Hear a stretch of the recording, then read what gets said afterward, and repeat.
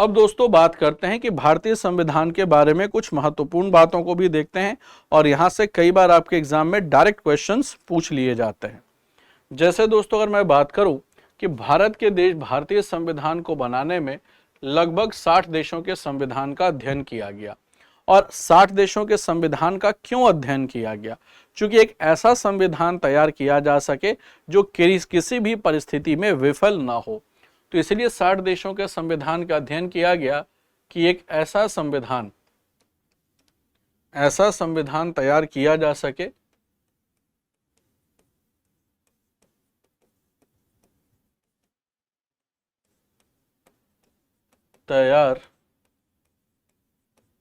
किया जा सके जो किसी भी परिस्थिति में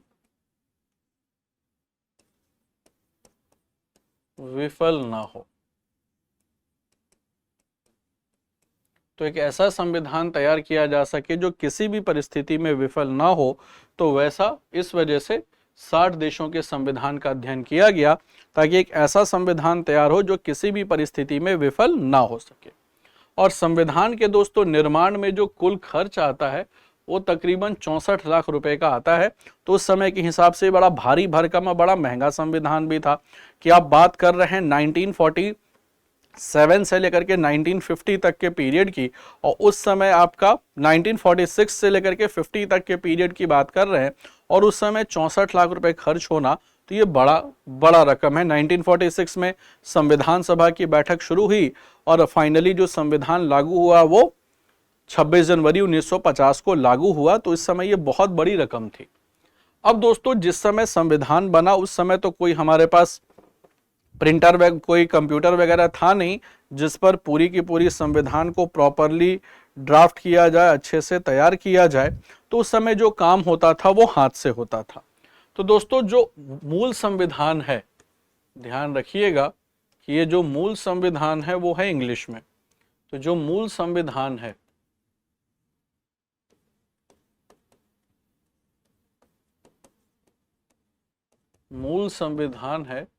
वो है अंग्रेजी में। मूल संविधान है अंग्रेजी में। और ध्यान रखिएगा दोस्तों कि जिस समय संविधान बना तो उसकी कैलीग्राफी की गई, सुलेखन जिसको आप कहते हो। तो कैलीग्राफी को कहते हैं भाई सुलेखन।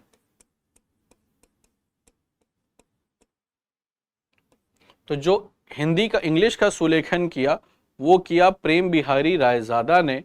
और ध्यान रखिएगा कि ये बड़े फेमस कैलीग्राफर थे और इन्होंने इटैलिक फॉन्ट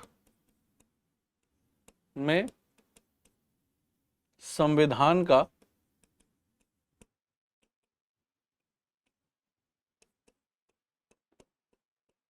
सुलेखन किया। तो इटैलिक फॉन्ट में इन्होंने संविधान का सुलेखन किया। हालांकि दोस्तों इनके बारे में कहा जाता है कि इन्होंने संविधान का सुलेखन करने का पैसा नहीं लिया। तो पैसा नहीं लिया तो भाई पंडित नेहरू से, और उस समय के ये बड़े फेमस कैलीग्राफर भी थे। तो सबसे पहले पंडित नेहरू ने जब इनसे कांटेक्ट करते हैं कि भाई आपको संविधान की कैलीग्राफी करनी है, तो वो संविधान की कैलीग्राफी करने के लिए तैयार हो जाते हैं। फिर पंडित नेहरू उनसे पूछते हैं कि भाई क्या चार्जेस हैं, क्या आप लेंगे? तो वो कहते हैं कि भाई देखो कैलीग्राफी करने का कोई चार्ज तो नहीं लूँगा, लेकिन पेज के संविधान में जिन जिन पेजेस पर मेरी कैलीग्राफी होगी उसके नीचे मैं अपना नाम ज़रूर लिखूंगा। तो पंडित नेहरू इसके लिए तैयार हो जाते हैं। फिर हर संविधान के पेज के नीचे, हालांकि असली कॉन्स्टिट्यूशन तो आपका देखो पार्लियामेंट में रखा हुआ है और वो प्रेम बिहारी रायजादा का ही हाथ का लिखा हुआ है। तो आप देखोगे कि बेसिकली उसमें उसके जो निब हैं जिसके जरिए वो पूरा इंक में डुबो करके लिखा गया था, वो निब भी रखे हुए हैं सुरक्षित, और वो पूरा संविधान हीलियम फिल्ड बॉक्स में रखा हुआ है ताकि वो खराब ना हो। तो उसमें आप देखोगे तो नीचे में आपको प्रेम लिखा मिलेगा, आप इंटरनेट पर भी सर्च कर सकते हो, उसकी आपको फोटो मिल जाएगी। तो नीचे प्रेम लिखा हुआ है, तो वो प्रेम बिहारी रायजादा का ही इनिशियल है। ठीक है। और इसके बाद दोस्तों बात करते हैं कैलीग्राफी जो हिंदी की गई, क्योंकि संविधान का फिर हिंदी ट्रांसलेशन हुआ, हिंदी अनुवाद हुआ, तो वो किया वसंत कृष्ण वैद्य ने। तो बाद में संविधान का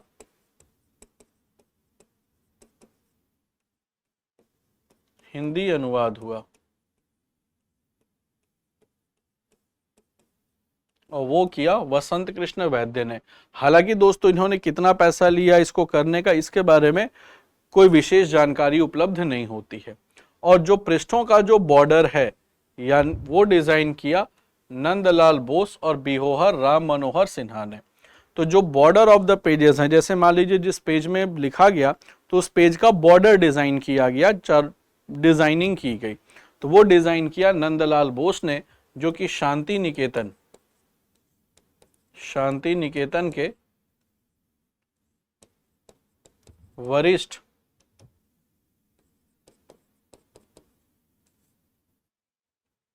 वरिष्ठ पेंटर थे। तो शांति निकेतन के वरिष्ठ पेंटर थे नंदलाल बोस, उन्होंने किया, और उनके साथ बिहोहर राम मनोहर सिन्हा भी थे। और शांति निकेतन की दोस्तों तो स्थापना की वो की गुरुदेव रविंद्रनाथ टैगोर ने। तो गुरुदेव रविंद्रनाथ टैगोर ने शांति निकेतन की स्थापना की। और संविधान सभा की जो आधिकारिक मुहर है, जो ऑफिशियल सील पर थी, हाथी की छवि थी। और हाथी की छवि दोस्तों इसलिए कहा जाता है कि हाथी बड़ा समझदार जानवर माना जाता है, कि हाथी बड़ा समझदार किस्म का जानवर होता है, और हाथी बड़ा भारी भरकम जानवर भी है। तो हाथी समझदार भी है प्लस हाथी भारी भरकम भी है। तो जो भारत का संविधान है वो विश्व का सबसे भारी भरकम संविधान है, लेंदियस्ट कॉन्स्टिट्यूशन ऑफ द वर्ल्ड कहा जाता है, तो इस वजह से भी होगा। और हमारे कॉन्स्टिट्यूशन मेकर्स ने बहुत ही आर्टिकुलेटली, बहुत ही सावधानी से संविधान का निर्माण किया, तो इस वजह से हाथी को रखा गया एज अ आधिकारिक मुहर में। तो जो आप देख सकते हैं दोस्तों कि ये जो संविधान सभा की आधिकारिक मुहर है, इस पर हाथी का चिन्ह बना हुआ है।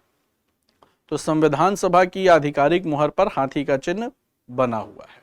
यहां तक भाई सबको बात समझ आ गई? चलिए दोस्तों तो बढ़ते हैं, यहां तक मुझे उम्मीद है कि आपको बातें समझ में आ गई होंगी। इसके बाद दोस्तों बात कर लेते हैं कि जो भारत का जो संविधान है, इंडियन कॉन्स्टिट्यूशन है, वो विश्व का सबसे लंबा लिखित या दुनिया का सबसे लंबा लिखित संविधान है। और लिखित संविधान का जो संकल्पना है, लिखित संविधान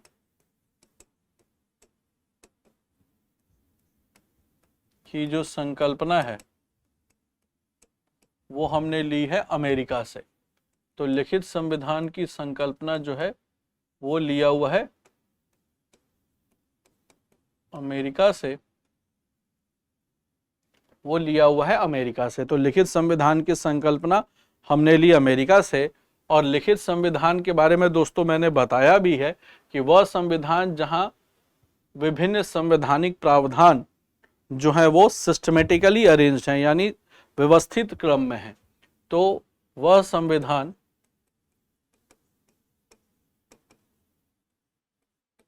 जहां विभिन्न संवैधानिक प्रावधान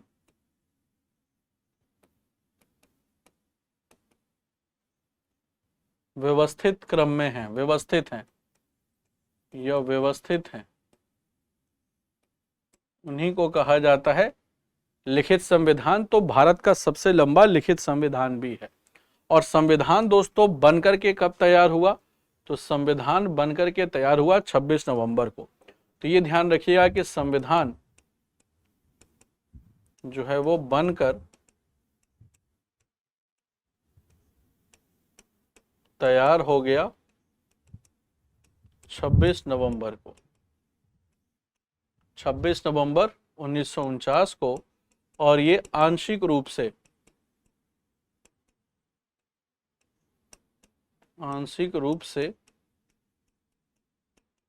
लागू भी हुआ, क्योंकि आप देखोगे कि उसमें जो 395 अनुच्छेद हैं संविधान में, तो 395 में से जो 15 अनुच्छेद हैं वो 26 नवंबर 1949 को ही को लागू कर दिए गए।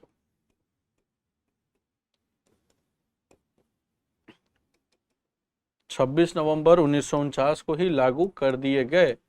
तो इस वजह से आंशिक रूप से ये लागू भी हो गया था और इसी वजह से इस दिन को हम लोग मनाते हैं संविधान दिवस के तौर पर।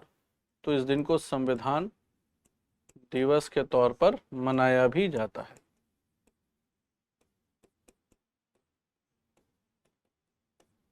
संविधान दिवस के तौर पर मनाया भी जाता है और जो संविधान पूर्णतः लागू हुआ वो हुआ 26 जनवरी 1950 को। तो वो होता है 26 जनवरी 1950 को। अब देखो 26 जनवरी का दिन क्यों चुना गया, तो सबसे पहले बात कर लेते हैं कि भाई ये 26 जनवरी का ही दिन क्यों चुना गया, कोई और दिन क्यों नहीं चुना गया। तो इसका दोस्तों आपको कारण मिलता है 1929 का कांग्रेस का लाहौर अधिवेशन। कांग्रेस का लाहौर अधिवेशन। तो जो कांग्रेस का दोस्तों लाहौर अधिवेशन था, लाहौर अधिवेशन, और लाहौर अधिवेशन के दोस्तों जो अध्यक्ष थे वो कौन थे, तो वो थे आपके पंडित जवाहरलाल नेहरू। और इसमें पूर्ण स्वराज की मांग की गई। पूर्ण स्वराज की मांग की गई और ये डिसाइड किया गया, ये निर्णय लिया गया कि 26 जनवरी को मनाया जाएगा स्वतंत्रता दिवस। 26 जनवरी को मनाया जाएगा स्वतंत्रता दिवस, जो 26 जनवरी 1930 से मनाना चालू हुआ। अब आप कहोगे कि सर 26 जनवरी को थोड़ी स्वतंत्रता दिवस मनता हो, तो 15 अगस्त को मनता है।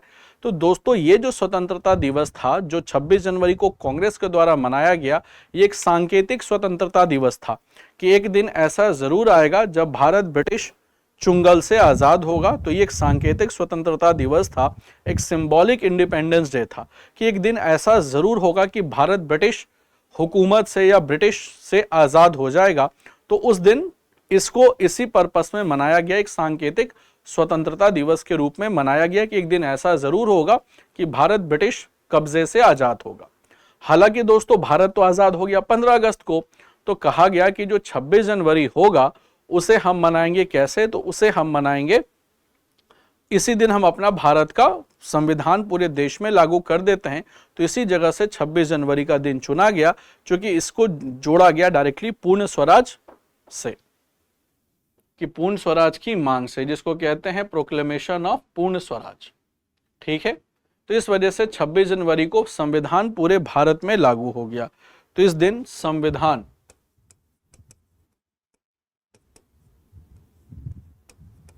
पूरे भारत में लागू हुआ। अब दोस्तों बात करते हैं कि जो हमारा राष्ट्रीय ध्वज है उसे अपनाया कब गया। तो भाई राष्ट्रीय ध्वज को अपनाया गया 22 जुलाई 1947 को। तो 22 जुलाई आजादी से पहले ही अपनाया गया, 22 जुलाई 1947 को। और जो भारतीय ध्वज है इसे कहा जाता है तिरंगा। तो भारतीय जो ध्वज है, ध्वज को कहा जाता है तिरंगा, क्योंकि इसमें 3 रंग हैं। सबसे ऊपर है केसरिया जो त्याग का प्रतीक है, फिर है सबसे ऊपर है केसरिया जो त्याग और बलिदान का प्रतीक है,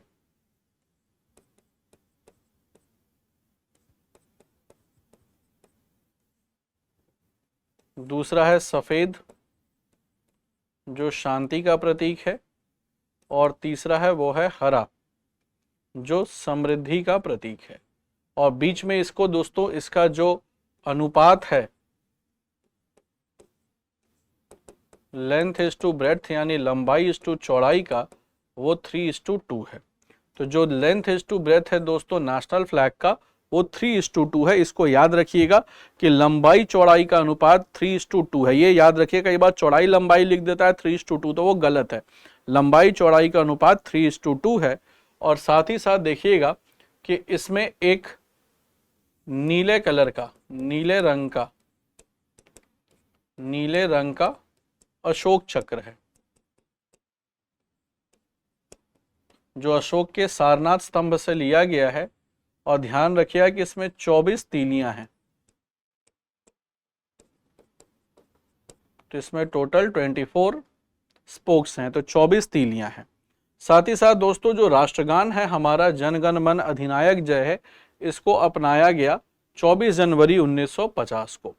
तो 24 जनवरी 1950 को हमारा राष्ट्रगान अपनाया गया।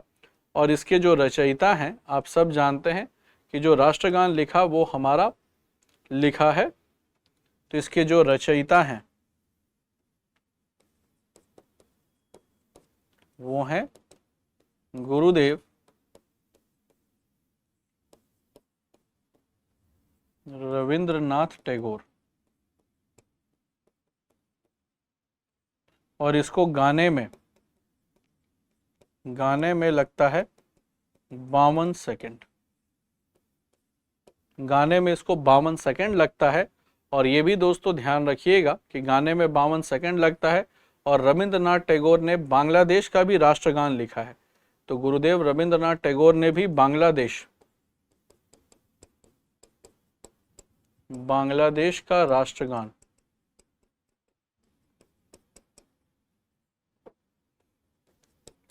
आमार सोनार बांग्ला भी लिखा है। तो इन्होंने 2 देशों का राष्ट्रगान लिखा, अमार सोनार बांग्लादेश का प्लस भारत का तो लिखा ही लिखा है। तो इन्होंने 2 देशों का राष्ट्रगान लिखा है, वो है गुरुदेव रविंद्रनाथ टैगोर। और ये बांग्लादेश का जब राष्ट्रीय सॉन्ग लिखा गया उस समय आपका चल रहा था स्वदेशी और बहिष्कार आंदोलन, ये उस समय का लिखा हुआ है। बाद में हालांकि इसको बांग्लादेश ने अपना राष्ट्रीय गान बना लिया। अब दोस्तों जो मूल संविधान में क्या क्या कंडीशंस थी, तो मूल संविधान में दोस्तों एक प्रस्तावना, 22 भाग और 8 अनुसूचियां और 395 अनुच्छेद थे। और मूल संविधान था वह संविधान जो 26 नवंबर 1949 को अपनाया गया। तो वो संविधान जो 26 नवंबर 1949 को अपनाया गया वो मूल संविधान था। इसमें एक प्रस्तावना जिसको प्रियम्बल कहते हैं, आगे हम पढ़ेंगे भी, 22 भाग 8 अनुसूचियां और 395 अनुच्छेद थे। ये बात सबको समझ आ गई? यहां तक सबको क्लियर है? तो ये बेसिकली हमारा इंडियन कॉन्स्टिट्यूशन के फीचर्स हैं, इनकी विशेषताएं हैं। यहां तक क्लियर है भाई सभी को? अब एग्जाम की तैयारी को और बेहतर करने के लिए हमारे चैनल को लाइक, शेयर और सब्सक्राइब करना ना भूलें।